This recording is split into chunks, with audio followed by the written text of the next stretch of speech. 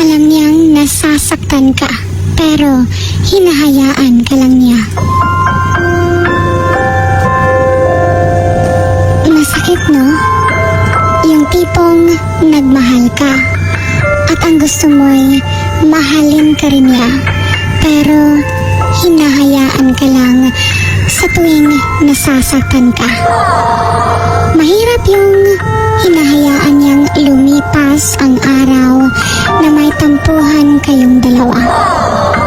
Masakit at mabigat sa damdamin yung matutulog kang humihikbi at mabigat yung nararamdaman. Tas kinabukasan, akala mo magiging okay ka na magiging okay na kayong dalawa.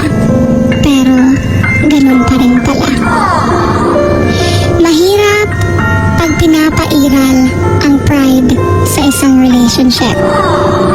Yung nakakalimutan yung pagmamahal yung dapat mangibabaw. Yung dapat ay i-treasure nyo yung moments nyo together. Dahil lahat ng bagay ay may hangganan. Na hindi na natin maibabalik pa ang mga panahong nagdaan. Minsan, nasasanay na lang tayo na nasasaktan.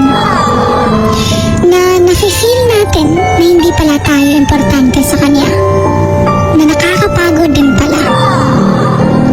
Pero, never mo siyang sinukuan dahil mahal na mahal mo siya. Sa mga mahilig, manakit, at mga paasa, hindi ibig sabihin na palagi kanyang iniintindi, hindi na siya nasasaktan. Minsan, ayaw niya lang masira yung pagsasamahan niyo, kaya hinahayaan niya lang. Masakit lang sa pakiramdam yung nagiging lamang na yung pain kesa sa love. Yung pagising mo, unti-unti na palang hindi mo na siya gusto. Pero at some point, hindi mo rin naman masisisi yung sarili mo.